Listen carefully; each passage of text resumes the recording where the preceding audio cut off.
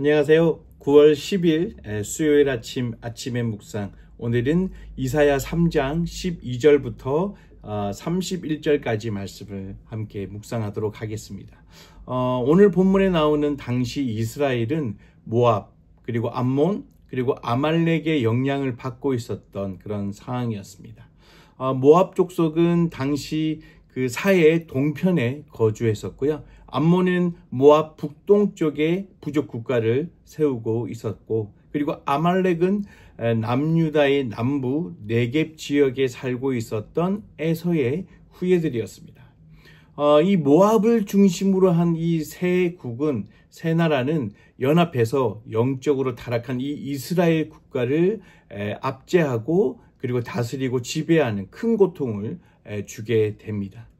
여호와 하나님이 모압을 중심으로 한 이 연합 세 개의 나라를 몽둥이로 사용해서 어떻게 보면 이스라엘을 향한 하나님의 그런 거친 분노, 진노를 표현했다라고 이야기를 할 수 있을 것 같습니다.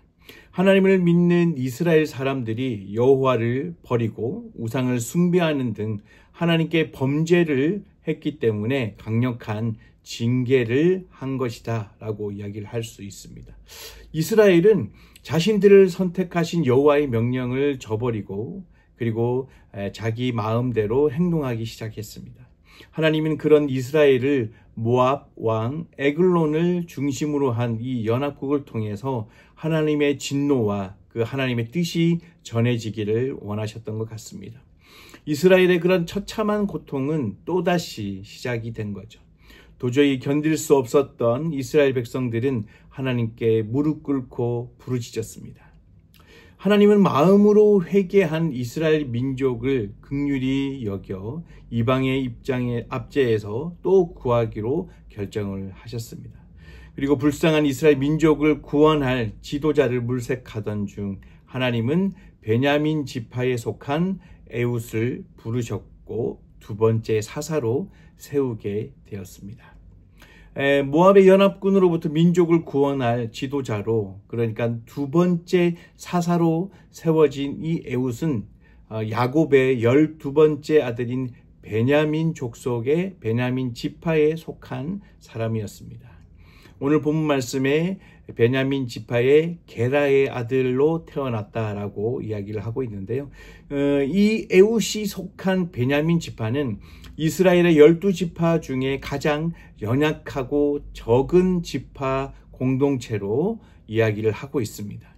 그러니까 에훗은 출생에서부터 많은 사람들이 속하기를 지향하는, 원하는 유다 지파 같은 그런 명문 가문의 출신이 아니었던 거죠.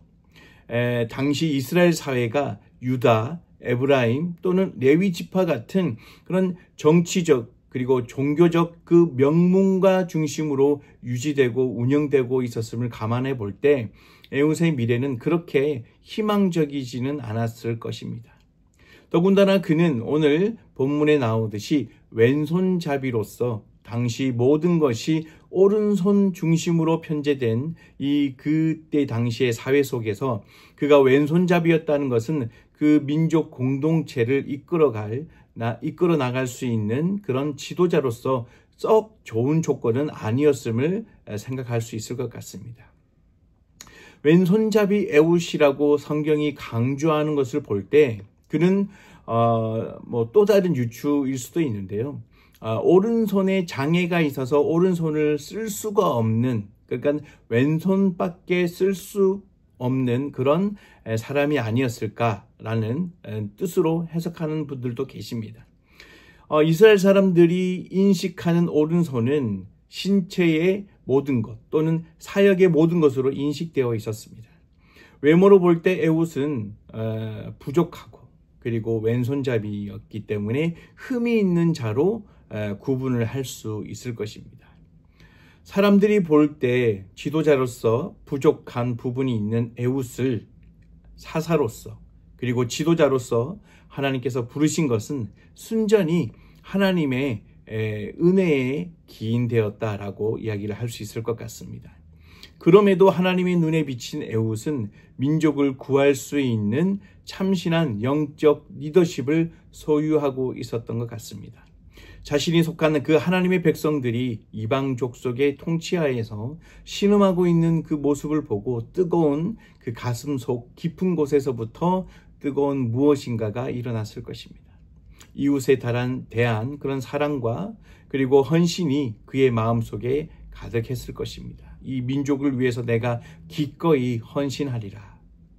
에웃은 하나님이 세운 그 민족 공동체를 위해서라면 개인의 명예라든지 지위라든지 목숨까지도 버릴 각오가 되어 있었던 것 같습니다. 하나님은 개인보다는 공동체를 중심으로 사역하신다는 그런 신학적인 그런 원리를 주장하는 사람도 있는데, 그렇다면 그런 하나님이라면 너무나도 이 에웃을 잘 선택하신 것이 아닐까라는 생각을 해보게 됩니다. 에웃은 이스라엘의 두 번째 사사가 되어서 80여 년 동안 이스라엘 민족을 잘 인도했습니다. 짐작컨대 백성들은 평화를 누렸고 또 그가 통치하고 있는 동안에 여호와를 믿는 신앙심이 높아지는 그런 공동체로, 그런 나라로, 그런 민족으로 바뀌었을 것입니다. 국정의 그런 모든 매사가 하나님의 중심으로 편제되고 그리고 사라진 그 하나님을 섬기는, 그리고 하나님만 섬기고 하나님만 바라보는 그런 영적인 회복이 있었지 않았을까 생각을 해보게 됩니다.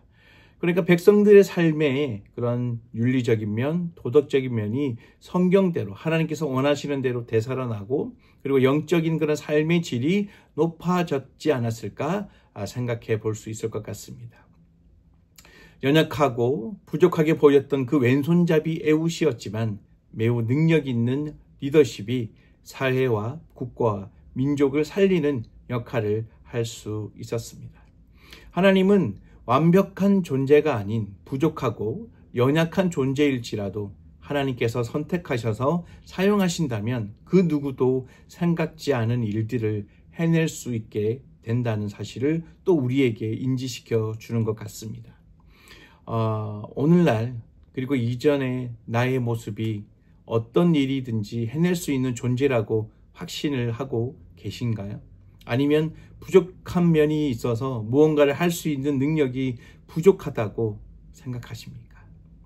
우리 하나님은 우리의 판단으로 보여지는 기준으로 누군가를 선택하고 일을 맡기시는 분은 아니란 사실을 잊지 않았으면 좋겠습니다.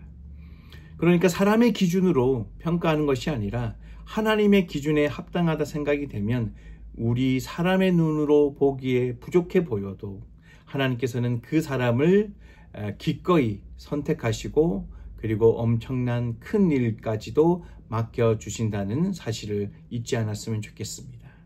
비록 연약한 자들을 사용하시는 그분이 오늘은 나를 선택할 수 있도록 순종의 모습으로 오늘 하루도 살아가시는 저와 여러분들이 되시기를 간절히 응원합니다.